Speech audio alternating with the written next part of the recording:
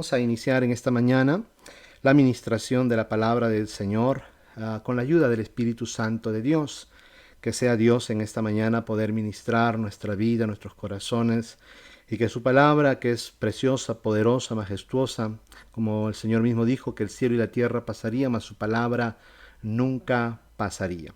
Dios nos ha estado hablando, hermanos, por medio de sus siervos, por medio de nuestro hermano Wilber, de nuestro hermano Rodrigo, a través de su palabra, nos ha estado ministrando, a través de las distintas circunstancias, hermanos, que estamos atravesando, ya sea en forma personal, ya sea en forma familiar, ya sea en forma, hermanos, congregacional como iglesia.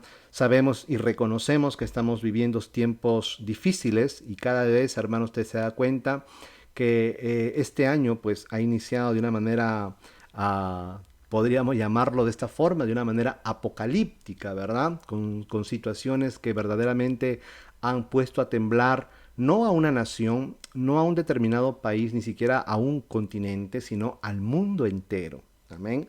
Desde los rumores de guerras que iniciaron, después con los incendios forestales, ¿verdad? En Australia, luego esta pandemia, hermanos, que la cual hasta ahorita todavía estamos en muchas naciones del mundo, todavía están confinadas, luchando. Gracias a Dios aquí en Italia, nosotros estamos ya nuevamente abriendo, se están normalizando poco a poco las cosas, ¿no? Con la ayuda del Señor. Y bueno, y esperemos que eso también pueda darse en los países ahora, sobre todo latinoamericanos, norteamericanos, como el caso de Estados Unidos, donde esta pandemia pues ha cobrado fuerza en estos lugares, en este continente, del otro lado del mundo. Pero con la ayuda del Señor podemos seguir adelante. Y hermanos, en medio de todo esto, cada uno de nosotros ha atravesado situaciones terribles, situaciones difíciles.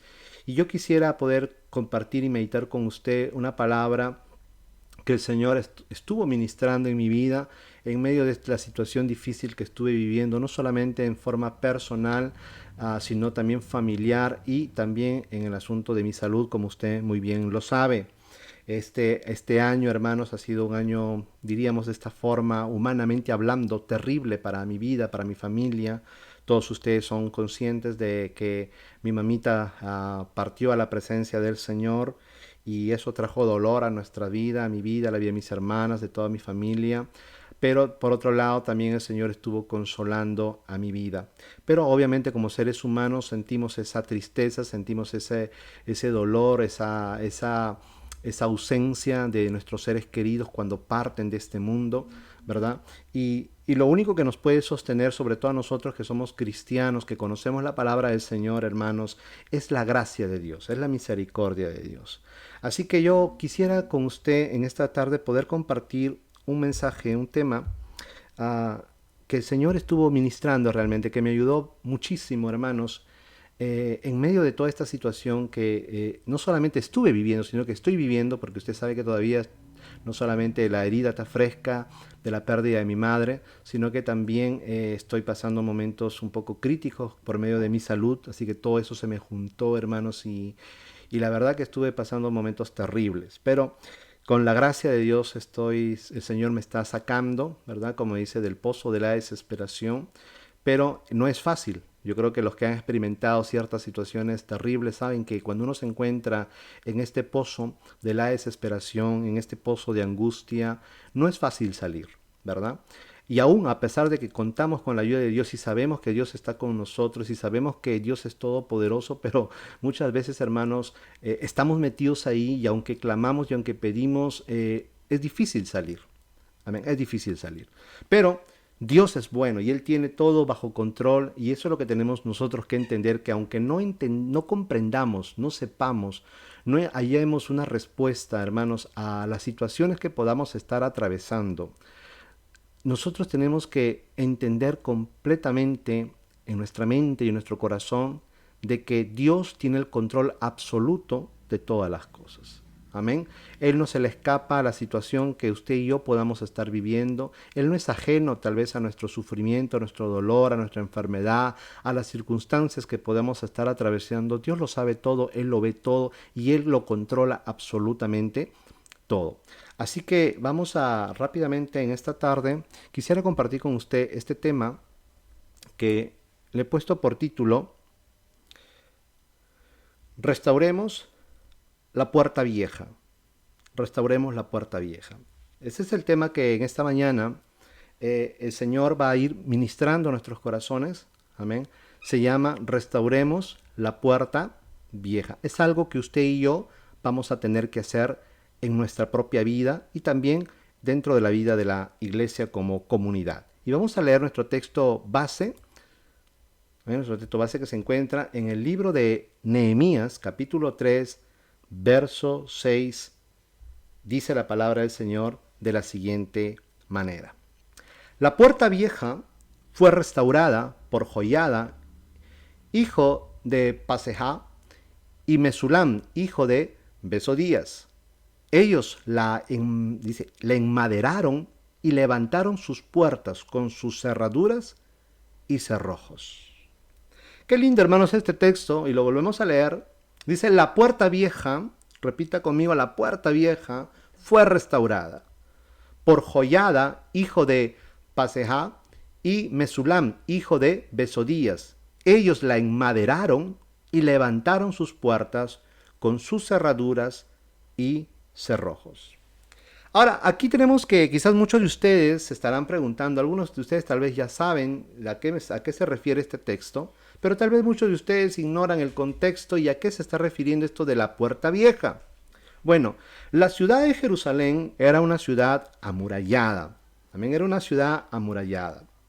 Y la ciudad de Jerusalén contaba con 12 puertas. Era una ciudad amurallada, así como lo fue también las ciudades antiguas. En su gran mayoría eran ciudades amuralladas. Las murallas servían para protegerlo de sus enemigos, de la invasión de ejércitos enemigos. Esas murallas le daban seguridad a los pobladores, le daban seguridad, hermanos, a las ciudades. Así también Firenze fue una ciudad amurallada, por ejemplo. Y muchas ciudades antiguas eran ciudades amuralladas, como Jericó. Usted recuerda, cuando usted lee el libro de Josué, ahí se va a dar cuenta usted cómo, hermano, Jericó era también una ciudad amurallada, tenía grandes murallas. Entonces, aquí la Biblia nos habla de que en el Antiguo Testamento, cuando usted lee, se va a dar cuenta de que Jerusalén fue una ciudad, la ciudad de David, que David, cuando llegó al reinado, después que Saúl fue desechado, David fue conquistando, hermanos, distintas ciudades, y la última ciudad que él conquistó fue la fortaleza de Sión, ¿okay? La ciudad de Jerusalén. Entonces, él la convirtió, como se conoce comúnmente, la ciudad de David, la ciudad del gran rey. Ahí estableció el centro de su reinado, en Jerusalén. Y ahí, posteriormente, pues ahí trasladó el tabernáculo que se encontraba en Silo, ¿se acuerda usted? En los tiempos del profeta Samuel, ¿verdad? Desde ahí, de Silo, este lugar, ese tabernáculo, de alguna manera fue desechado por la desobediencia, hermanos, y el pecado del pueblo y también del sacerdocio, fue desechado, y David trasladó el arca que había sido devuelta, no recuperada, sino devuelta por los filisteos después de los juicios que le vinieron a los filisteos de parte del Señor. Regresó el arca del pacto que representa el trono del Eterno de la casa de Obed-Edom, y regresó y lo llevó en un desfile hasta la ciudad de David. Y ahí estableció un tabernáculo, y posteriormente ahí se estableció el templo, se construyó el templo que Salomón edificó con los planos que David su padre le había dejado. Por tanto, Jerusalén, hermanos, entonces era una ciudad amurallada que tenía 12 puertas. Las puertas, como usted lo sabe, eran lugares de ingreso, servían para el ingreso, eran 12 accesos, 12 ingresos para la ciudad. Diríamos así, todos los israelitas que estaban en el territorio de Canaán, que fue la tierra de Israel posteriormente, y que tenían que subir 3 veces al año o por cualquier otro motivo subían a la ciudad de Jerusalén e iban al templo para presentar sus ofrendas, sus sacrificios de reconciliación o de agradecimiento al Señor, tenían que ingresar por alguna de estas puertas. Amén. Dependiendo del lugar de donde ellos venían, tenían acceso. Habían 12 puertas de acceso a la ciudad de Jerusalén. Y estas puertas, cuyo objetivo era no solamente entrar a la ciudad de Jerusalén como tal, sino que también, hermanos, los conducía hasta la parte más principal, el corazón de la ciudad de Jerusalén, que era el templo del Señor, donde se hallaba la presencia de Dios, donde Dios se manifestaba, donde se le servía al Señor, donde se le adoraba al Señor, donde se le presentaban, hermanos, ofrendas, sacrificios, y ahí Dios se comunicaba con su pueblo por medio del sumo sacerdote, etcétera, etcétera. Ahí es donde se realizaba, hermanos, el culto al Señor. Ahí es donde se realizaban las oraciones. La gente iba a orar al templo. De manera que para poder llegar al templo, los que no vivían en Jerusalén y habitaban fuera, tenían 12 accesos, 12 ingresos, 12 puertas. Y ahí está, la puerta de las ovejas era una de ellas. Usted recuerda, por ejemplo, el episodio donde Jesús de Nazaret, cuando viene a Jerusalén en su ministerio terrenal, él, hermanos, va a un estanque, ¿okay?, que se llama el estanque de Betesda, que es casa de misericordia, donde yacían muchos enfermos, ¿verdad? Llevaban ahí muchos enfermos, porque había en este estanque de oñi tanto, dice que venía un ángel y removía el agua, y el primero que ahí se aventaba era sanado de sus enfermedades. Y ese estanque estaba justamente muy cercano, o que diríamos ahí propio en el ingreso que daba a la puerta de las ovejas. Ahí se encontraba el estanque de Betesda, donde Jesús levantó e hizo el milagro de levantar a un paralítico. Después está la puerta del pescado, después está ahí la puerta vieja, que es la que hemos mencionado en nuestro texto de Nehemías, que fue restaurada, la puerta vieja, la puerta del valle, ¿okay?, la puerta del valle, la puerta del muladar, que era una puerta por donde se sacaba la basura, todo lo que eran los desperdicios, las inmundicias, se sacaba por medio de esta puerta. Así como la puerta de las ovejas servía para que no solamente los pastores sacaran e hicieran ingresar de vuelta sus ovejas, que las llevaban a pasear a los pastos, a los montes, sino que también servían, hermanos, sobre todo porque estaban muy cerca al templo, daba un acceso muy cercano al templo de Jerusalén, servía también para que, hermanos, aquellos que llevaban sus sacrificios, sus ovejas, entraran por esta puerta para presentar sus ofrendas al Señor en el templo. Después está la puerta de la fuente, la puerta de las aguas, la puerta de los caballos, la puerta de la inspección, la puerta de la cárcel, la puerta del ángulo, la puerta de Efraín. ¿Ok? Estas eran las 12 puertas que se encontraban en Jerusalén, en la ciudad de Jerusalén, que era amurallada. Usted ve ahí un plano, yo le he puesto ahí un plano, y abajo hay una fotito de cómo más o menos era antiguamente la ciudad amurallada, ¿verdad? Y entonces tenían 12 ingresos. Y usted sabe que la ciudad de Jerusalén, literal, la que se encuentra en Israel, es una figura de aquella ciudad, no espiritual, pero la ciudad celestial, ¿verdad? Que es la Jerusalén celestial, donde habita el Dios vivo, el Dios todopoderoso. Y esa ciudad un día va a descender del cielo aquí a la tierra en el final de los tiempos para establecer el reino eterno. Y esa ciudad también tiene 12 puertas. Amén. Entonces, la ciudad terrenal de Jerusalén era simplemente una maqueta, una figura de aquella ciudad celestial que está en los cielos. Ahora, hay 12 puertas. Y obviamente cada puerta tiene un significado espiritual. Por eso aquí en esta imagen está escrito considerando las 12 puertas espirituales. Cada puerta tiene un significado espiritual. Pero, ¿qué quiere decir, hermanos, en ese sentido? La puerta vieja, que es la que en esta tarde quisiéramos meditar y estudiar un poquito a qué es lo que nos enseña esta puerta para nuestra vida. ¿Qué es lo que nos enseña? Las cosas viejas tienen un sentido muy peculiar y muy particular. Por ejemplo, vamos a ver, le voy a dar un ejemplo. Aquí que nosotros nos encontramos en Florencia, Italia, hay un lugar turístico muy famoso a nivel mundial que se conoce como el Ponte Vecchio, ¿verdad? Nosotros los conocemos perfectamente, usted ha desfilado, ha caminado, se ha hecho fotos, ¿verdad? Ya tan importancia le da a este Ponte Vecchio, que es un puente viejo, que es lo que quiere decir, ¿verdad? El Ponte Vecchio es italiano y en español significa el puente viejo, eso es lo que quiere decir.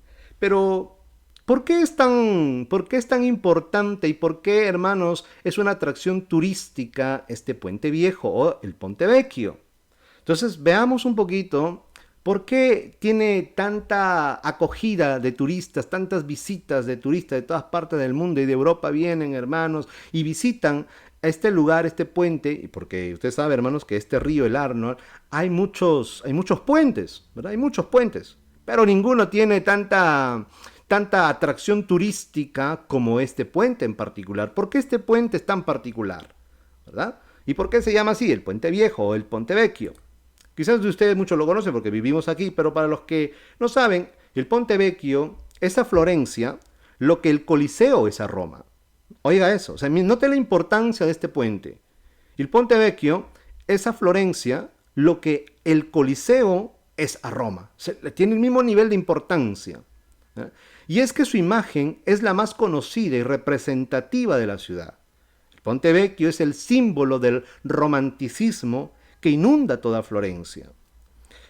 Los orígenes del Puente Viejo o Ponte Vecchio se remontan al año 1345.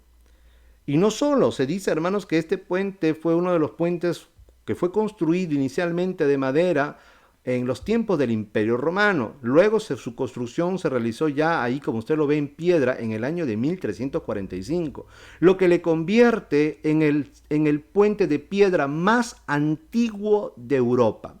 Por eso es que tiene tanto simbolismo, por eso que tiene tanta, hermanos, es una reliquia, diríamos así, de toda la historia italiana y europea, ¿okay? Porque es el puente de piedra más antiguo. ¿Okay? Es el puente de piedra más antiguo que ha sobrevivido, o sea que permanece en pie de toda la Europa. Durante la Segunda Guerra Mundial, usted sabe la historia de la Segunda Guerra Mundial, el ejército nazi, después que ocupó, hermanos, Florencia y después cuando se retiró, hicieron unos bombardeos, hermanos, y destruyeron todos los puentes porque esa era una estrategia que realizaban los ejércitos enemigos de destruir los puentes. ¿Por qué? Porque los puentes eran pues lugares de acceso que unían, ¿verdad?, una parte de la ciudad con otra parte. Entonces lo que hacían eran, hermanos, bombardeaban los puentes. Eso lo hacían los ejércitos cuando están en la guerra. ¿Verdad? Cortan eso para los accesos, las entradas o las comunicaciones. Entonces destruían los puentes. Y durante la Segunda Guerra Mundial, todos los puentes que estaban construidos en aquel tiempo en Florencia, Italia, fueron completamente bombardeados y destruidos. El único de los puentes de Florencia que no fue destruido por las tropas alemanas fue entonces el Ponte Vecchio. Y así este puente que fue, hermanos, que es el puente más antiguo de toda la Europa, el puente de piedra más antiguo de toda la Europa, sobrevivió a todos los bombardeos y a todos los desastres que hubo durante la Segunda Guerra Mundial. Y es así, hermanos, como hasta el día de hoy permanece y es un lugar de atracción turística. Muchos turistas visitan este lugar, usted se ha hecho fotos, usted ha paseado, usted ha caminado, pasa por allá cada rato y en importancia a veces le damos, ¿verdad? Pero es una reliquia, ¿verdad? Es una estructura, hermanos, que tiene historia. ¿Y por qué es tan importante, hermanos, esta estructura, este puente? Porque tiene eso, tiene historia. Hermano, este puente ha sobrevivido a lo largo de la historia de Florencia a muchos ataques en la Primera Guerra Mundial, la Segunda Guerra Mundial, hermanos, y ha subsistido hasta el día de hoy. Y hasta ahí se encuentra en pie, hermanos, y como hemos visto aquí, hemos leído, es el puente de piedra más antiguo, no solamente de Italia, sino de toda la Europa que se encuentra en pie. Entonces, para los italianos este puente es un orgullo. Es un vestigio, hermanos, viviente, es una reliquia viviente, es un monumento viviente, por así decirlo, de su propia historia. Este puente les recuerda a ellos su identidad, les recuerda su historia, las cosas que ellos han vivido, las tragedias que han atravesado en la Segunda Guerra Mundial sobre todo, y eso les trae a memoria todo su pasado, toda su historia. Entonces, por eso que es importante, hermanos, este puente viejo. Así también como había este puente viejo y como existe hasta el día de hoy en Florencia, Italia, así en Jerusalén, hermanos, estaba de entre todas las puertas que habían, la puerta del pescado, la puerta de las ovejas, la puerta del muladar, la puerta del valle, y todas las 12 puertas, entre todas esas 12 puertas, había una puerta muy especial que se llamaba la puerta vieja, la puerta vieja. ¿Cuál es el significado espiritual de la puerta vieja? Y veamos por qué, primeramente, para entender su significado espiritual, entendamos un poquito por qué se le llamaba la puerta vieja. Había la puerta del muladar, ok, le entendemos que por ahí se sacaba la basura y todos los desperdicios de la ciudad. Estaba la puerta de la fuente que conducía a unas fuentes. Estaba, hermanos, ahí la puerta, ¿verdad?, del valle que conducía a un valle, ahí, al valle de Ginón.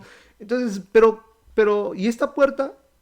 ¿Por qué se llamaba la puerta vieja? Y claro, usted dirá, porque seguramente era una puerta antigua. Y efectivamente, la puerta vieja, esta puerta se llamaba así porque se cree que era la única puerta a la entrada de Salem. Salem. Recuerde que el nombre antiguo de Jerusalén era Salem. ¿Se recuerda ese nombre? Salem era la ciudad, el nombre de la ciudad de Jerusalén. Y Salem lo que significa es ciudad de paz. ¿Okay? Viene de la palabra, tiene de la raíz de Shalom. Por eso es Yerushalayim. ¿Verdad? Salem es ciudad de paz, donde el rey Melquisedec, el Melech Sadik, era rey. ¿Te recuerda el Génesis cuando Abraham regresó, hermano, de la batalla contra los reyes Sodoma y Gomorra? Él llegó, hermanos, y de todo el botín que él había capturado en esa guerra, le dio el 10%, se lo dio a aquel sacerdote que le salió al encuentro, este sacerdote misterioso, ¿verdad?, que se llamaba Melech Sadik o Melquisedec en español, ¿verdad? Melech Sadik, que significa rey de justicia. Este rey era rey de Salem, rey de paz, Salem es paz, y también era rey de justicia. Entonces dice, donde luego se fundó la ciudad de Jerusalén y sus 12 puertas. Entonces la ciudad, hermanos, de Salem antiguamente tenía una sola puerta de ingreso. Y claro, no es la que está ahí, ¿verdad? Pero yo le puse una puerta vieja para que nos hagamos una idea simplemente. De manera que esta puerta fue la principal puerta y la única puerta que la ciudad de Jerusalén tenía desde su antigüedad. Entonces cuando ya David la conquista y todo, y funda la fortaleza de Sión y todo eso, la conquista y la convierte en la ciudad de David y todo esto, se construyen más puertas de acceso y de ingreso y salida de la ciudad de Jerusalén y llega a tener 12 puertas en total.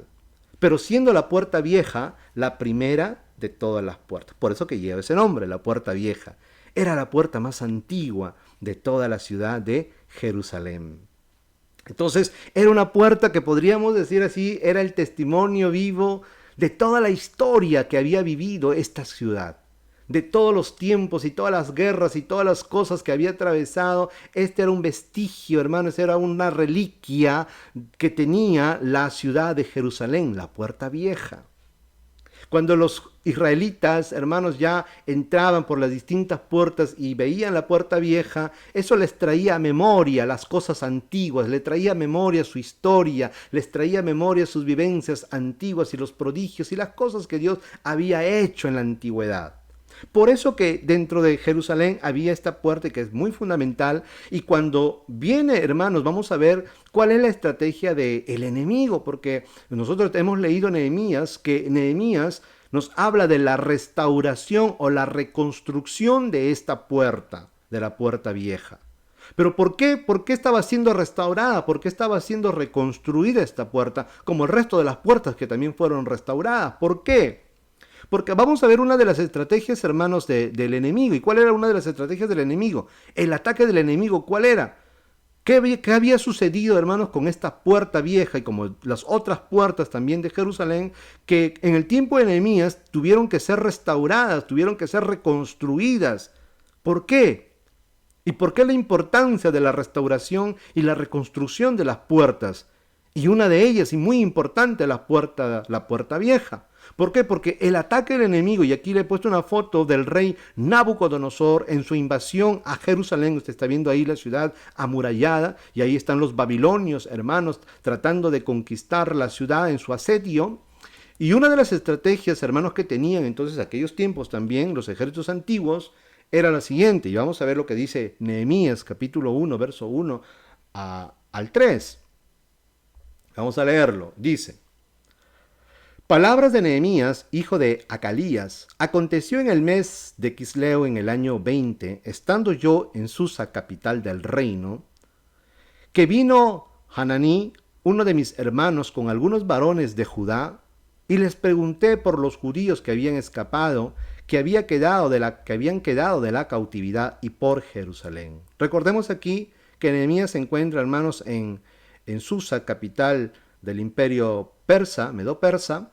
¿Okay? Recuerde que Babilonia, Nabucodonosor, invadió Jerusalén, la destruyó, ¿okay? Destruyó el templo, arrasó con todo y se llevó los tesoros del templo, los utensilios del templo, del servicio al Señor, y también se llevó cautivo a muchos príncipes, entre ellos estaba Daniel, sus 3 amigos, Sadra, Mesa y Abednego. Se los llevó cautivos, como muchos miles de judíos se los llevaron cautivos como esclavos a Babilonia. Luego Babilonia fue conquistado por los medos y los persas. Y aquí es el tiempo de Nehemías, ya habiendo pasado 70 años de la cautividad de Jerusalén o de Judá en Babilonia. Y para que se cumpliera la palabra del profeta Jeremías, que Dios le había dado por medio del profeta Jeremías, de que Jerusalén sería reconstruida. Jerusalén y el templo serían reconstruidas después de 70 años. Entonces, hermanos, Nehemías, recuerde que Esdras es el que se encarga de la reconstrucción del templo, mientras que Nehemías es el encargado de la restauración o la reconstrucción de la ciudad y de las murallas. Entonces, dice aquí, palabras de Nehemías, hijo de Acalías. Aconteció en el mes de Quisleo, que en el año 20, estando yo en Susa, capital del reino, que vino Hananí, uno de mis hermanos, con algunos varones de Judá, y les pregunté por los judíos que habían escapado, porque habían judíos que habían sobrevivido, hermanos, a este ataque babilonio de la cautividad, o los babilonios les habían dejado a la gente más humilde, a la gente más pobre, y ellos habían sobrevivido como sean estos 70 años, hermanos, que habían escapado de la cautividad, y por Jerusalén. ¿Y cuál fue el mensaje o la información que le dieron, hermanos, a Nehemías? Y me dijeron: el remanente, los que quedaron de la cautividad allí en la provincia, o sea, en Judá, están en gran mal y afrenta, y el muro de Jerusalén derribado, ahí está, y sus puertas quemadas a fuego. Sus puertas quemadas a fuego. Entonces, recordemos lo que les dije al inicio. ¿Qué significan las puertas? Las puertas eran lugares de ingreso y de salidas de la ciudad, pero servían también para que la gente de distintas partes que venían del territorio de Israel y de otras partes fuera de Israel también, porque habían judíos esparcidos en todas partes del mundo en aquel tiempo, venían, hermanos, y usaban cada una de esas puertas como ingreso para llegar al templo, a la presencia del Señor.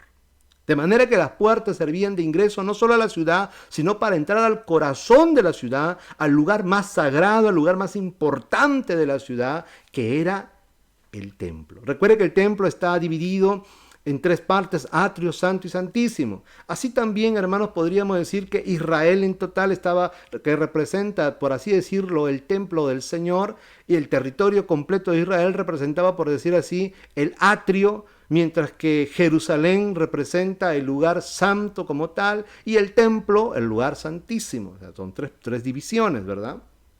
Entonces, pero el objetivo que tenía la gente de entrar o de hacer sus grandes peregrinaciones a Jerusalén, la ciudad santa, no solamente era para visitar Jerusalén, porque Jerusalén era una ciudad como muchas otras.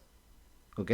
¿Cuál era la importancia? ¿Cuál era, hermanos, lo que hacía que muchos judíos vinieran de todas partes, hermanos, y llegaran a Jerusalén? No solamente porque era la capital, hermanos, del reino, ¿okay? No solamente por eso, sino que porque ahí, hermanos, en el corazón de la ciudad se encontraba el templo del Señor, el lugar más sagrado no solamente de Jerusalén, de Israel, del mundo entero, porque ahí era donde Dios se manifestaba, ahí era donde a Dios se le adoraba, ahí era donde la presencia del Señor descendía, hermanos. Era una cosa maravillosa. Por eso que era el orgullo, hermanos, de los judíos, que el templo de Jerusalén, hermanos, era su orgullo. Por ellos se sentían orgullosos, porque ellos tenían al único Dios verdadero, y el único lugar, la ciudad de Jerusalén, era el lugar que Dios mismo había escogido, en la cual Dios pondría su nombre para que su pueblo y el resto de las naciones lo adoraran y lo alabaran.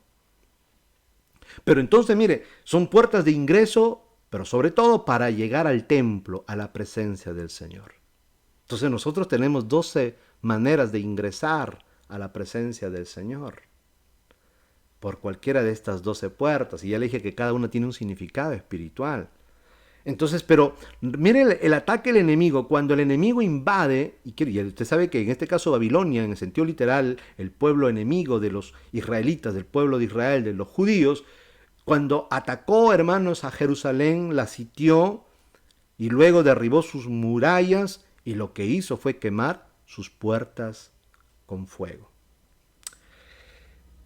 De manera de que en el sentido espiritual, si nosotros tenemos en un sentido espiritual 12 puertas de ingreso a la presencia del Señor, porque recuerde que Jesús mismo dijo, yo soy la puerta, ¿verdad? Él representa la totalidad de todas las puertas, pero cada puerta nos habla de, nos da una enseñanza espiritual en particular para nuestra vida. Él es la puerta. Pero de manera que el enemigo, como sabe que nosotros tenemos 12 puertas para ingresar siempre a la presencia del Señor, siendo cada una de ellas, ya sabe, representa al Mesías, porque todo representa al Mesías, todas las puertas representan al Mesías, porque Él es la puerta. Pero definitivamente, hermanos, el ataque del enemigo, como Él sabe que estas son puertas de ingreso para llegar al templo, a la presencia de Dios mismo, cuando el enemigo ataca, lo que hace es destruir la protección, los muros, y quemar las puertas. Por eso que todas las puertas de la ciudad de Jerusalén fueron quemadas por fuego. Y es la misma estrategia que usa el enemigo de nuestras almas, que es el diablo y Satanás, que el Señor lo reprenda. Él también, hermanos, se va a encargar de quemar las puertas de ingreso que nos conducen de alguna manera, en un sentido espiritual, a la presencia de Dios. ¿Y qué quiere decir eso? ¿Qué significa eso? De que el enemigo quema las puertas en sentido espiritual. Bueno, mire, usted le voy a decir una cosa. Y estamos hablando en forma especial y en particular de la puerta vieja. ¿Cuál era la importancia de la puerta vieja? ¿Cuál era su significado espiritual? El significado espiritual de la puerta vieja es que por ser la puerta más antigua, por ser la puerta, hermanos, la primera puerta que tenía la ciudad de Jerusalén, tenía historia. De manera de que la puerta vieja, en un sentido espiritual, significa el volver a recordar todos los eventos del pasado, toda nuestra historia. Recuerde usted lo que dice, aún en el mundo se usa un dicho, recordar es volver a vivir, ¿verdad? Por eso están las canciones románticas, usted, nuevaoleros, que usted tal vez ha escuchado, porque usted sabe, recordar es volver a vivir. Y nuestros padres siempre nos decían, recordar es volver a vivir. Y eso es así, por eso que en Jerusalén había entre las 12 puertas una puerta vieja. ¿Y cuál era su simbolismo? Recordar. Recordar la historia, así como el Ponte Vecchio les recuerda a los italianos, es el testimonio, hermanos, es el monumento viviente, por así que ha sobrevivido, por así decirlo, a los ataques y a toda la historia de hermanos de Italia y de Florencia y de Europa, por así decirlo, porque ya hemos visto que es el puente de piedra más antiguo de toda Europa que ha sobrevivido. No hay otro puente en toda Europa más antiguo de piedra como el Ponte Vecchio. Y a los italianos les recuerda su historia. Cuando ellos miran el Ponte Vecchio se recuerdan, hermanos, el bombardeo que los nazis en la Segunda Guerra Mundial efectuaron contra Florencia y derribaron todos y hicieron explotar todos los puentes, hermanos, de Florencia, pero sobrevivió un puente. Y es el testimonio, hermanos, de aquel sufrimiento, de aquel evento y de aquel también, de cómo ellos fueron librados de alguna manera de todo lo que sucedió en aquel tiempo. Florencia tiene mucha historia y a los italianos el Ponte Vecchio les recuerda su historia. Así también, hermanos, la puerta vieja como significado es recordar. Recordar. ¿Por qué recordar? ¿Por qué Dios quiere que recordemos y qué cosa quiere que nosotros recordemos? ¿Sabe por qué? Porque los seres humanos somos fáciles de olvidar. Esa es una característica innata en nosotros. Qué rápido nos olvidamos de las cosas. Es más, nos olvidamos rápido de lo que pasó ayer mismo. Nos olvidamos. Nos olvidamos de todas las cosas que Dios ha hecho tal vez en nuestra vida, nos olvidamos. Por eso que se necesita, para entrar a la presencia del Señor, se necesita una puerta vieja que te haga recordar todo lo que Dios ha hecho en tu vida y en la historia de su propio pueblo. Y esa es la razón, ese es el objetivo de la puerta vieja, hacerte recordar. ¿Y por qué Dios quiere que tú recuerdes? Y aquí le quiero justamente compartir mi propia experiencia y creo que puede ser la experiencia de muchos de nosotros. Cuando nosotros, hermanos, pasamos momentos difíciles, momentos de tragedia, de enfermedad, de circunstancias, hermanos, adversas, de tribulaciones en nuestra vida. Y Dios tal vez nos mete o permite que podamos atravesar un desierto terrible, donde nos puede llegar la enfermedad, nos puede llegar la muerte de un ser querido, nos puede llegar la persecución, nos puede llegar, hermanos, tal vez la necesidad material, la falta del trabajo, y podemos atravesar circunstancias adversas y terribles, hermanos, en nuestra vida. Y cuando nos encontramos en esa situación, obviamente nosotros como pueblo de Dios, como cristianos que somos, sabemos lo que tenemos que hacer. ¿Y qué es lo que tenemos que hacer? Orar. Orar. Por ejemplo, y aquí le cuento mi testimonio cuando todo este momento que estaba atravesando y que todavía sigo atravesando, porque no ha pasado del todo, no ha pasado, sigo atravesando todavía este momento, estoy en ese proceso. Hermanos, he llorado, le he clamado al Señor, le he rogado, he buscado su presencia. Y cuando tú estás ahí, hermanos, buscando que el Señor te ayude, que el Señor te auxilie, que el Señor te saque de la situación que estás viviendo, he orado tanto por mi madre, por su salud, para que el Señor la sane, la recupere, que me la dé, que me conceda todavía tenerla con vida, tenerla conmigo, poder volver a verla. Y de pronto, hermanos, te das cuenta que tus oraciones no llegan al techo. De repente te das cuenta de que tu clamor y tu oración no es respondida. Y ahí es donde tú te sientes morir.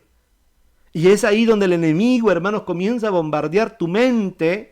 ¿Sabe por qué comienza a bombardear tu mente? Y te empieza a venir incluso, hermanos, como seres humanos que somos. Y uno dice, ¿cómo así? Y te puede venir hasta la duda, te puede venir, hermanos, la incredulidad, y te puede venir muchas cosas, porque el enemigo te lanza sus dardos a tu mente. Porque es donde tú te encuentras más vulnerable. ¿Por qué? Porque tu protección, tus murallas se han derribado. Estás vulnerable al ataque del enemigo y el enemigo ha quemado las puertas de acceso. Y como que tú buscas a Dios y como que sientes que Dios estuviera tan lejos de ti. Sientes como que Dios te ha abandonado, sientes como que Dios no te escucha, sientes como que Dios te ha desechado, hermano. Y mientras más le ruegas, te das cuenta que las cosas salen cada vez peor. Más le lloras, más empeora. Y ahí comienza, hermanos, y el enemigo lanza dardos a tu mente, lanza dardos, hermanos, a tu corazón, pensamientos de duda, pensamientos de incredulidad, pensamiento incluso hasta te puede venir, hermanos, pensamiento de amargarte, de renegar contra Dios. Al no entender por qué está pasando lo que está pasando, si tú estás clamando, si tú estás llorando, si tú te estás poniendo a cuenta con el Señor, y de repente, hermanos, en vez que las cosas mejoren, empeoran cada vez peor, y te viene una tras otra, y tú dices, pero Señor, yo te estoy clamando, yo te estoy llorando, te estoy pidiendo, ¿dónde estás que no me escuchas? O es que de repente no existes, hasta te puede llegar a la mente ese pensamiento. O de repente es mentira todo lo que yo creo, de repente es mentira todo lo que estoy haciendo, de repente es en vano todo lo que estoy haciendo. De repente estoy creyendo en una falacia, hermano. Esos pensamientos, hermano, te puede venir a tu vida, a tu corazón, porque te encuentras desprotegido, porque tus murallas han sido derribadas y tus puertas han sido quemadas y el enemigo te lanza sus dardos de fuego. Y por mucha palabra que tú conozcas, por mucha Biblia que tú sepas, por mucho conocimiento que tú sepas, en ese momento todo eso tal vez no te sirve de nada. Y en ese momento te bloqueas, en ese momento te nublas y en ese momento solamente miras tus circunstancias, solamente miras la situación que estás viviendo, solamente te das cuenta de las cosas que empeoran cada vez más y más. Y se llena tu corazón de desesperación. Se llena tu corazón de angustia. Se llena tu corazón incluso de decepción. Y el enemigo te dice, ya ves, ¿dónde está tu Dios? Ya ves, Dios no te escucha. Porque si Dios existiera, Él te oiría. ¿Dónde está ese Dios que hace maravillas, que hace prodigios? ¿Dónde está? Y hermanos, yo sé que usted y yo creemos en un Dios que hace maravillas, que hace prodigios, que hace milagros. Y hasta el día de hoy, yo estoy convencido de que Dios continúa haciendo prodigios, continúa haciendo milagros, continúa haciendo señales. Pero creo que tenemos que reconocer una cosa. No vemos las maravillas de Dios como se vieron en el pasado. Yo creo que ninguno de nosotros puede decir que estamos viendo las mismas señales, los mismos prodigios y las mismas maravillas que Dios hizo en su iglesia en el primer siglo, por ejemplo. Nosotros no vemos que los muertos están resucitando. No vemos. No vemos paralíticos que se están levantando. No vemos ciegos que ven. Y con eso no estoy diciendo que hoy no haya milagros. Claro que las hay, pero no lo vemos en esa magnitud que se vio en el primer siglo. No vemos esos milagros como lo hacían los apóstoles, como lo hacía hermanos Esteban, como lo hacía Felipe. No vemos nada de esas cosas. Uno que por ahí otro milagro, ¿verdad? Que Dios podrá hacer por ahí, y bueno, y alguien dará un testimonio, pero no vemos en la misma intensidad y en la misma magnitud que vimos, hermano, o por lo menos que nosotros leemos en las Escrituras, tanto en el ministerio de nuestro Señor Jesucristo como en el ministerio de los apóstoles. No lo vemos. Y la pregunta es, ¿por qué?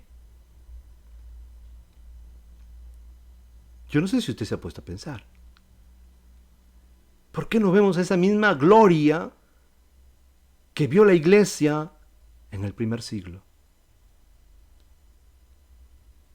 Y si hay algo que nosotros tenemos que entender y comprender del actuar de Dios, hermanos, aunque si Él es el mismo de ayer, hoy y siempre, y Él no cambia, y en Él no hay mudanza ni sombra de variación, gloria a Dios, pero Dios tiene momentos durante la historia de su pueblo que Él actúa de una manera y tiempos que Él deja de actuar. Les pongo un ejemplo. Israel vio las maravillas de Dios en Egipto, las plagas, cómo fueron librados y cómo los egipcios, hermanos, fueron afectados por las distintas plagas, mientras que Israel, que estaba en Gosén, fue preservado. Ellos vieron cómo el mar rojo se abrió en dos. Ellos vieron salir agua, torrentes de agua de una peña, de la roca. Ellos vieron cómo descendía, o por lo menos encontraron el maná que caía, hermanos, en la mañana, que estaba en el desierto, que era pan de ángeles. Ellos vieron, hermanos, cómo y comieron codornices que Dios trajo del mar, hermanos, por medio de un viento para saciar el hambre de más de 600,000 gentes. Ellos lo vieron. Vieron maravillas, vieron señales, vieron prodigios, vieron una nube, hermanos, sobre de ellos que los guiaba y que se movía, y vieron, hermanos, una columna de fuego en las noches, y oyeron la voz del Eterno que se manifestaba en el Sinaí, y que el Sinaí temblaba, y hermanos, y eso se ponía como un horno, y se escuchaba sonido de chofares que tocaban los ángeles, y oían la voz del Todopoderoso que hacía retumbar el Sinaí. Pero cuando ellos entraron a Canaán y poseyeron la tierra, ya no vieron esas cosas. No sé si usted me está entendiendo. O sea, que Dios actuaba con una gloria en ciertos momentos y luego después en ciertos periodos no actuaba. Y así había momentos donde Dios intervenía, hermanos, y hacía prodigios, hacía maravillas, mostraba su gloria, su poder, hermanos, y luego silencio nuevamente. Dios no actuaba. ¿Por qué ese actuar de Dios? Y lo vemos de la misma manera hoy, hermanos. En el primer siglo Dios actuó en el ministerio de nuestro Señor y en el ministerio de los apóstoles. Maravillas, prodigios, muertos que eran levantados, hermanos, era algo como el pan de cada día para ellos, ver los milagros, los prodigios, las señales que se hacían en aquel tiempo. Hoy no lo vemos. Hoy no lo vemos en esa misma magnitud. Claro que Dios puede hacer una sanidad, claro que Dios puede sanar a alguien por allá, Dios puede de repente aún levantar de los muertos a alguien, pero no es algo que veamos como se vio en el primer siglo. Porque Dios, incluso ni siquiera en el tiempo hermanos, de la Reforma Protestante, ni siquiera tampoco ahí se vieron prodigios, milagros como sucedió en el primer siglo. Y muchas de las cosas que hoy nosotros vemos o que nos hacen ver o creer que son milagros, en la gran mayoría de iglesias, son puro arreglado nada más, diríamos así. Puros falsos milagros. O pura psicología en su gran mayoría. Y nuevamente quiero que me entiendan, no es que Dios no hace milagros, sí lo hace, pero no lo hace ya en la misma magnitud que aquel tiempo lo hacía. Yo no sé si usted, cuénteme a ver si ha visto en estos días o la semana pasada o el año pasado muertos que han sido resucitados.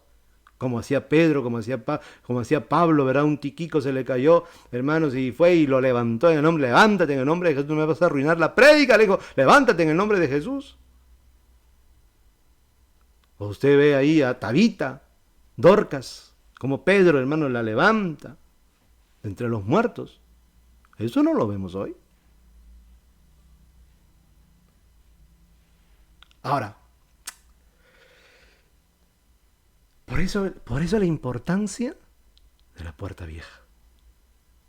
Y este salmo, hermanos, fue el que me ayudó a entender esta situación. Y le voy a compartir este salmo, que es el Salmo 77. Vamos a leerlo.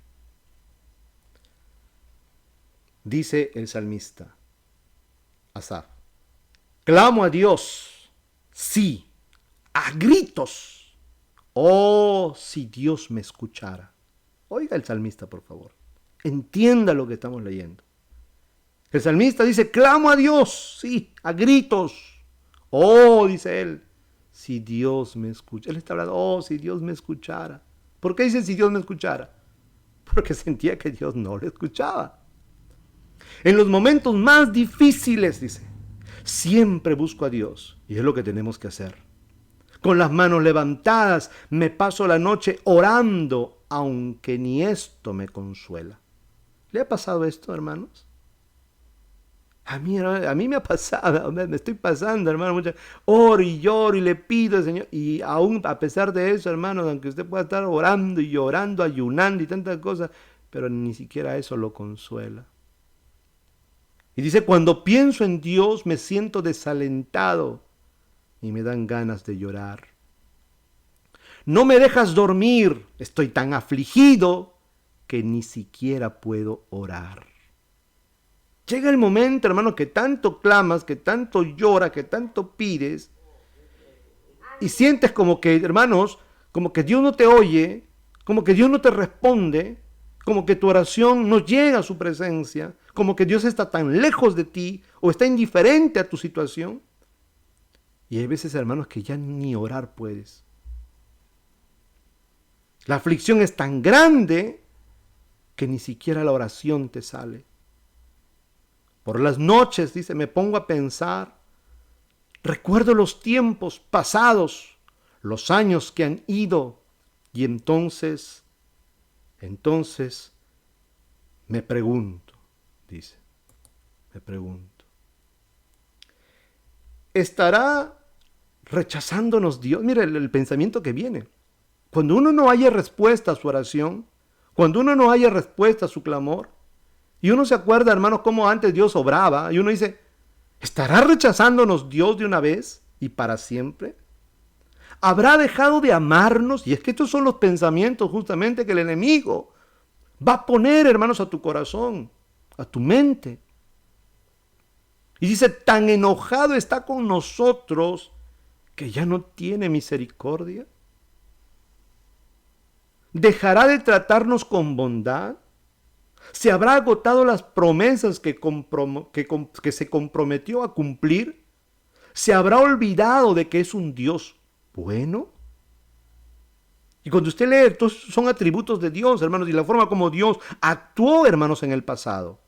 Con misericordia, con bondad, con poder. Pero cuando tú te encuentres en esa situación, hermanos, y comienzas en una situación terrible, y comienzas a buscar a Dios, y comienzas, hermanos, a clamar, y comienzas a llorar, y comienzas a pedir, y no ves ninguna respuesta, no ves ninguna mejora de tu situación, sino que todo empeora, todo empeora, todo empeora. Y te viene esa pregunta: ¿será que Dios me ha rechazado? ¿Será que Dios habrá dejado de amarme? ¿Será que Dios está tan enojado conmigo que no me puede perdonar? ¿Que ya no tiene misericordia? ¿Será que Dios se habrá olvidado de tratarnos con bondad? ¿Se habrán agotado sus promesas? ¿Se habrá olvidado de que Él es bueno? Y dice, mira lo que dice el salmista, y yo mismo me contesto: qué doloroso es darse cuenta de que Dios ya no es el mismo, que ya no nos trata como antes. Oh, hermanos, qué doloroso, qué triste es encontrarse de que Dios ya no actúa con nosotros como actuó en el pasado. Porque tu oración no tiene respuesta. Porque más clamas y tu situación empeora. El salmista se responde a sus preguntas. Qué doloroso es darse cuenta de que Dios ya no es el mismo. El salmista ya no veía los milagros que Dios había hecho en Egipto, ya no veía los milagros que Dios había hecho en el desierto, ya no veía los milagros que Dios había realizado incluso cuando en la conquista de Canaán. Ya no lo veía. Por eso, hermanos, que cuando a Gedeón se le presenta el ángel del Señor y le dice: Gedeón, varón valiente y esforzado, el Señor está contigo. Y Gedeón, ¿cuál fue su respuesta? Una respuesta de, no sé si decirlo, ira, resentimiento, hermanos, no lo sé, pero es lo que más o menos se puede percibir en la respuesta de Gedeón. ¿Que el Señor está con nosotros? ¿Cómo que el Señor está con nosotros? ¿Acaso no te das cuenta la miseria que estamos viviendo? Encerrados en cuevas, y cómo los madianitas y los amalecitas están destruyendo todos nuestros sembríos, todas nuestras cosechas se están llevando, y cada vez empobrecemos más y más. ¿Cómo que el Señor está con nosotros? Y mire la respuesta de Gedeón, que le dice: ¿dónde están? Le dice, las maravillas que nuestros padres nos contaron. Pero noten, nos contaron, puerta vieja. Pero ¿por qué Gedeón, hermano, se llena de esa ira, tal vez, hermano, de esa defraudado, decepcionado? ¿Dónde está ese Dios que nuestros padres nos habían contado? Y tú y yo podríamos decir, hermano, ¿dónde está ese Dios que las Escrituras nos narran? Porque hay esta respuesta a mí mismo, que Dios ya no nos trata como antes. Qué triste. Por eso es lo que responde Gedeón: ¿dónde están las maravillas que nuestros padres nos contaron? ¿Dónde están esas maravillas? Si Dios está con nosotros, ¿dónde están sus maravillas?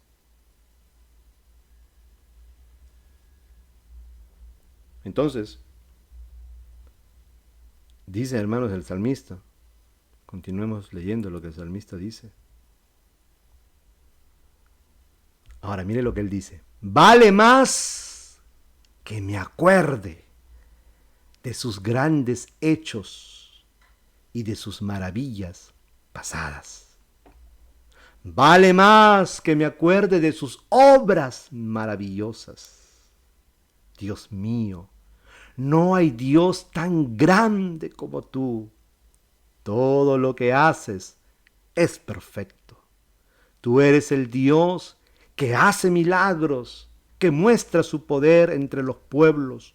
Con tu brazo poderoso diste libertad a tu pueblo Israel. Después de ver, hermanos, el salmista, después de que se da cuenta que su oración no es respondida, más clama, más llora, llega un momento que no puede ni orar, y él medita y dice, ¿será que Dios se habrá olvidado de nosotros? ¿Será que Dios nos habrá rechazado? ¿Será que Dios ha dejado de tener misericordia? ¿Será que Dios se ha olvidado de que es un Dios bondadoso? Qué triste saber de que Dios ya no nos trata como antes. Y esta respuesta, si tú no restauras la puerta vieja, te puede llevar a la apostasía. Te puede llevar a que tú reniegues de Dios. Te puede llevar a que tú maldigas a Dios. Por eso la importancia, hermanos, de la puerta vieja. ¿Por qué? Porque la puerta vieja tiene como propósito y como objetivo hacerte recordar.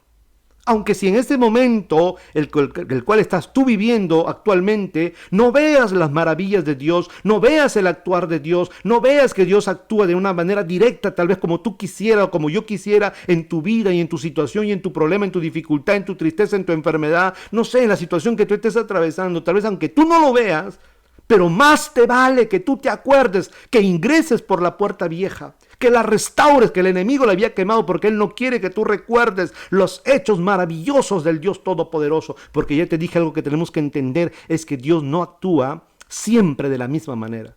Hay momentos que muestra su gloria, su poder, sus maravillas, sus milagros, y luego, ¡pum!, no hace nada. Es como en la iglesia primitiva, hermanos, en los comienzos de la iglesia apostólica, hermanos, vamos a ver que cuando, por ejemplo, dos miembros de la iglesia mienten a Pedro por causa de una venta de unos terrenos que eran Ananías y Zafira, Dios, ¿cómo los juzga? Los mata. Se mueren, caen muertos. Esta pareja, que mintieron en cuanto al valor de la propiedad. Si Dios siguiera actuando de la misma manera, muchos de nosotros hubiéramos caído muertos, fulminados por mentirosos. Pero Dios muestra. Dios, hermanos, mostró su juicio contra Sodoma y Gomorra, ciudades pervertidas, ciudades donde su pecado había llegado a la presencia del Señor, donde sus abominaciones eran tan grandes que Dios no tuvo otra opción que destruirlas completamente. Pero luego de eso, hasta la actualidad hay ciudades que siguen viviendo como Sodoma y Gomorra, hasta peor. Pero Dios ya no las sigue destruyendo.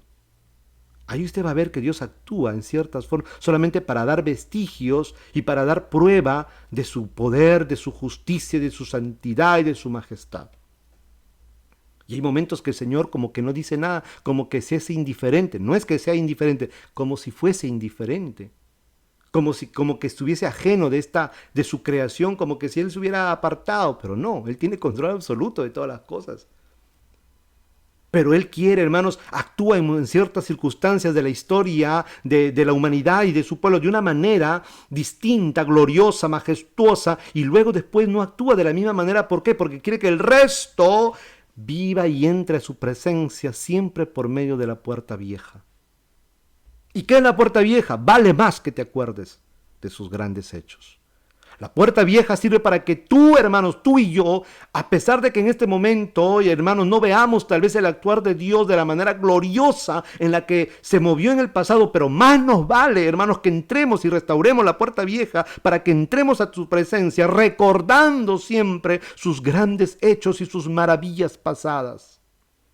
Porque esa es la historia del pueblo de Dios. La historia del pueblo de Dios es una historia, hermanos, de maravillas, de prodigio, de un Dios vivo, de un Dios verdadero, de un Dios que abre el mar en dos, de un Dios que saca agua de la roca, de un Dios que levanta paralíticos, un Dios que levanta a los muertos, un Dios que sana a los leprosos, un Dios para el cual nada es imposible. Esa es nuestra esencia, esa es nuestra herencia, hermanos, como pueblo de Dios, las maravillas del Señor. Cuán grandes y maravillosas son tus obras, oh Dios Todopoderoso. Aunque en este momento no lo veamos, pero tenemos que recordar, porque recordar es volver a vivir. porque recordar encenderá la llama de fe que se estaba extinguiendo en tu corazón. Porque el recordar te traerá la esperanza y la confianza de que Dios tiene control de todas las cosas. Por eso, vale más que tú y yo nos recordemos de sus obras maravillosas. Y cuando lo recordamos, ¿cuál es lo que llegamos a decir? Dios mío, no hay Dios tan grande como tú. Todo lo que haces es perfecto, aunque no lo entendamos, aunque no lo comprendamos, aunque nos duela, pero es perfecto lo que tú haces. Tú eres el Dios que hace milagros, aunque hoy no lo vea. Pero si tú eres grande, lo puedes hacer, y si no lo haces, igual, gloria a Dios, porque tú sigues siendo el Dios de los milagros, que muestra su poder entre los pueblos. Con tu brazo poderoso diste libertad a tu pueblo, Israel. Aleluya. Gloria a Dios. Dios mío, el agua se agitó al verte. El mismo mar profundo se estremeció con violencia. Por todo el espacio del cielo retumbaron los relámpagos y las nubes soltaron su lluvia.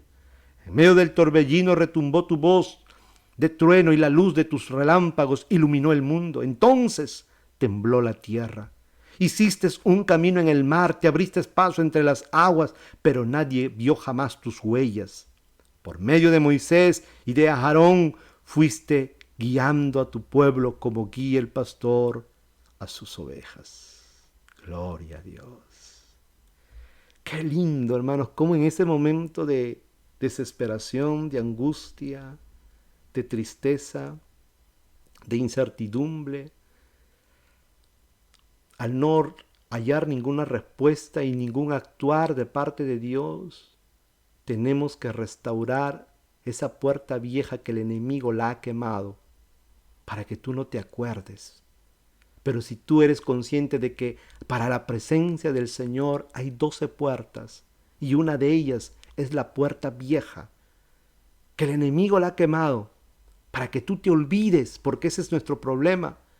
Rápidamente nos olvidamos.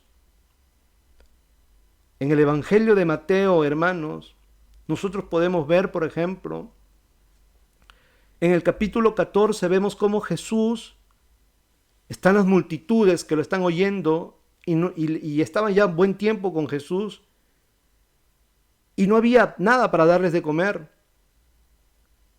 Entonces Jesús pregunta a sus discípulos, ¿qué cosa le daremos de comer a esta gente? Y los discípulos dicen, pues solamente acá hay 5 panes y 2 peces que un niño tenía, ¿verdad?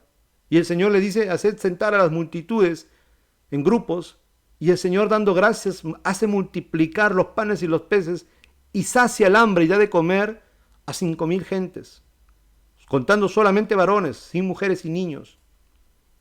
Y se recogen 12 cestas.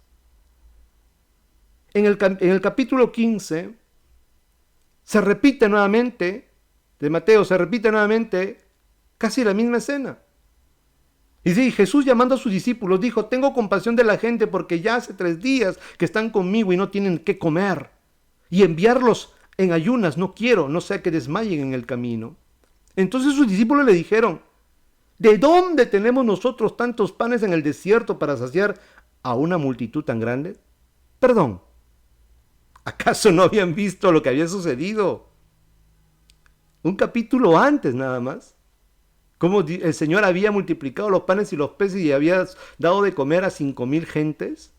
¿Cómo ahora ellos preguntan? Miren, ¿se da cuenta cómo somos tan prontos a olvidarnos, hermanos? Tan rápido nos olvidamos las maravillas de Dios. Tan rápido el enemigo, hermanos, en los momentos de dificultad y de necesidad, nos brucha, nos quema la puerta vieja. Entonces ellos se preguntan, ¿de dónde? ¿De dónde? Dicen ellos. ¿De dónde tenemos nosotros tantos panes en el desierto para saciar una multitud tan grande? Jesús les dijo, ¿cuántos panes tenéis? Ellos dijeron, 7 y unos pocos pececillos. Y mandó a la multitud que se recostasen en la tierra y tomando los 7 panes y los peces dio gracias, lo partió y dio a sus discípulos y los discípulos a la multitud. Y comieron todos y se saciaron y recogieron lo que sobró de los pedazos, 7 canastas llenas. Y eran los que habían comido 4,000 hombres, sin contar, dice, hermanos, mujeres y niños. Luego el Señor, después le dice a sus discípulos, cuando llegan, atraviesan después el mar al otro lado, les dice que se cuidaran o que se guardaran de la levadura de los fariseos y de los saduceos. Ellos pensando dentro de sí, diciendo, esto dice porque no trajimos pan. Y entendiéndolo Jesús les dijo, ¿por qué pensáis dentro de vosotros, hombres de poca fe, que no tenéis pan? ¿No entendéis aún, ni os acordáis, diga conmigo, no os acordáis, de los 5 panes entre 5,000 hombres, y cuántas cestas recogisteis? Ni de los 7 panes entre los 4,000, y cuántas canastas recogisteis? Mire, qué rápido, mire hermano, es que esa es nuestra naturaleza, que pronto nos olvidamos.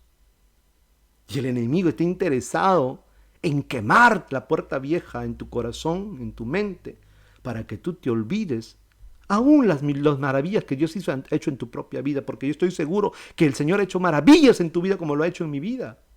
Yo he experimentado sanidad, hermanos, de parte del Señor, literalmente en mi vida. Pero aún eso, cuando te llega el momento, la dificultad y estás ahí otra vez en otra situación de enfermedad, qué rápido se nos olvida, hermanos, lo que Dios hizo con nosotros en el pasado. Y nos desesperamos, y hermanos, y nos angustiamos, y nos sentimos morirnos, hasta ganas de quitarnos la vida nos viene. Porque le digo la verdad, el enemigo puso pensamientos de suicidio en mi mente. Y me venía a cada rato pensamientos de suicidio. Antes que mi madre muriese, cuando ella estaba grave y estábamos pasando un momento y viendo mi situación, yo sentado sin poder levantarme, sin poder caminar. Y me venía y me decía, te vas a quedar inválido, ahí te vas a quedar postrado. Y yo decía, si yo me voy a quedar así, yo me quito la vida, yo me corto las venas, no sé. Me ponía pensamientos, hermano, en la mente. Después reprendía, pero otra vez me ponía, y en las noches me ponía esos pensamientos, y oraba, y otra vez me venían esos pensamientos. Y si Dios no, si Dios se lleva a tu madre, entonces ese no es Dios, porque no te oye, no te escucha. Esos pensamientos me venían a la mente, mis amados. ¿Por qué? Porque había quemado la puerta vieja, el enemigo había quemado la puerta vieja. Estaba mirando solamente mi contexto, mi situación, mi problema, mi dificultad, mi angustia, la enfermedad de mi madre, la enfermedad de mi hermana, mi enfermedad, y no estaba recordando las maravillas, los prodigios pasados del Señor. Y el día que mi hermana nos pasa el video, la videollamada, donde vimos morir a nuestra madre, quizás el enemigo hubiese querido en ese momento que blasfemara de Dios.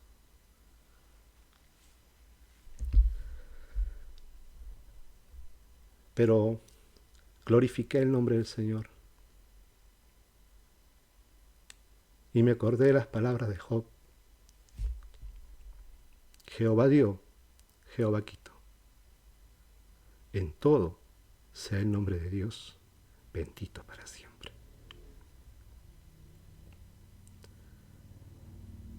Y este salmo, hermanos, me ayudó muchísimo a acordarme de las maravillas de Dios, a no olvidarme de sus prodigios. Y aunque si en estos momentos no veo la gloria de Dios como yo quisiera,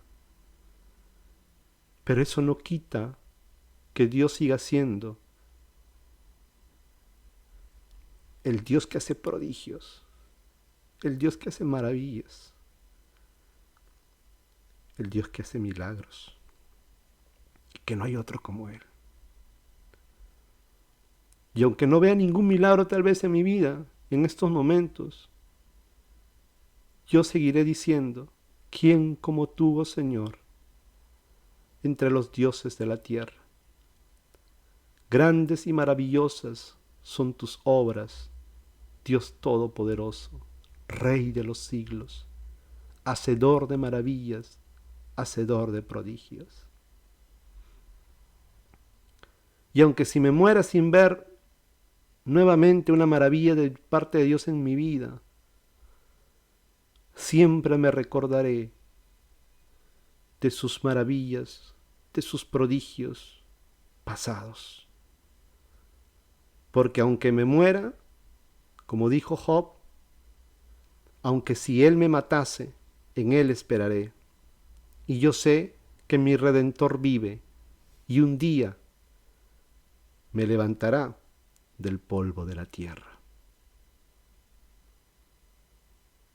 Hará notoria sus maravillas, hará notorio su poder, hará notorio sus prodigios, hará notorio sus milagros, porque Él sigue siendo el mismo, de ayer, hoy y siempre, y por los siglos de los siglos. Y aunque Él, en su soberana voluntad, no nos sane una enfermedad, no nos sane a un ser querido, o no haga lo que nosotros queramos, eso no deja que Él siga siendo Dios, creador de los cielos y de la tierra, hacedor de maravillas y de prodigios.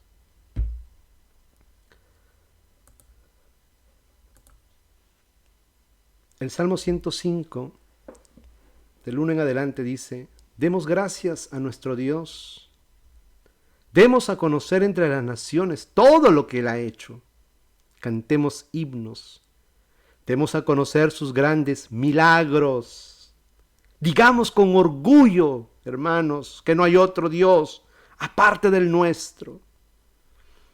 Y tal vez nos diga: ¿y qué milagro he hecho en tu vida? Él me salvó, Él me cambió, Él me renovó, Él me hizo nacer de nuevo, Él me perdonó. Son milagros. El mismo hecho de respirar es un milagro de Dios en nuestra vida. La salvación que Él ha efectuado en nosotros es el más grande milagro en nuestra vida.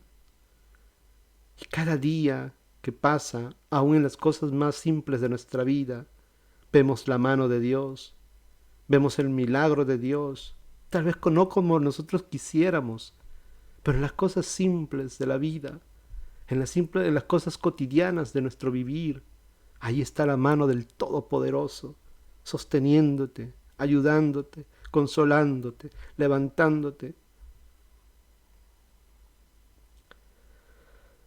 Dice: alegrémonos, digamos con orgullo que no hay otro Dios aparte del nuestro. Alegrémonos de corazón todos los que adoramos a Dios. Acerquémonos a nuestro poderoso Dios y procuremos agradarle siempre. Hagamos memoria, puerta vieja. Hagamos memoria, la puerta vieja. Hagamos memoria, puerta vieja, de las maravillas de nuestro Dios que nuestro Dios ha realizado. Recordemos sus milagros y los mandamientos que nos dio. Hagamos memoria, hermanos. Hagamos memoria. Eso traerá esperanza, eso traerá consuelo a nuestra vida. Eso traerá fe, eso, hermano, encenderá ese hilo que se está apagando, esa mecha que se está apagando, o ese carbón que apenas se está ardiendo rojito.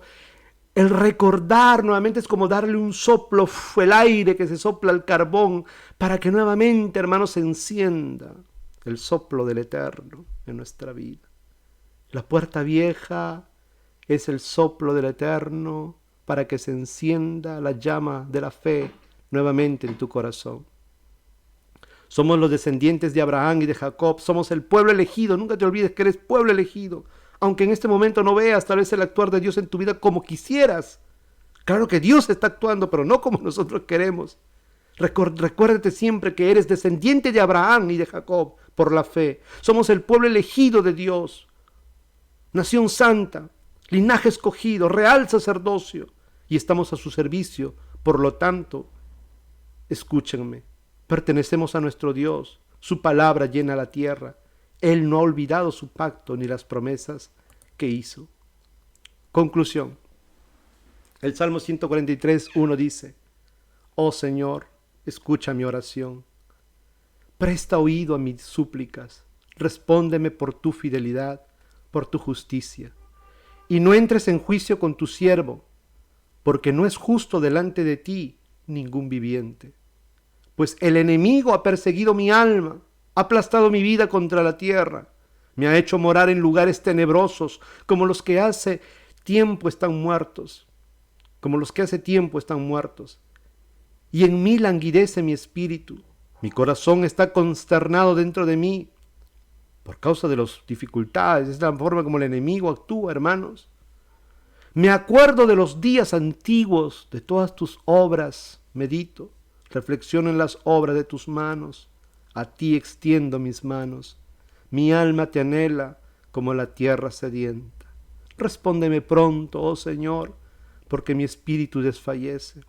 No escondas de mí tu rostro, para que no llegue yo a ser como los que descienden a la sepultura. Por la mañana hazme oír tu misericordia, porque en ti confío. Enséñame el camino por el que debo andar, pues a ti elevo mi alma.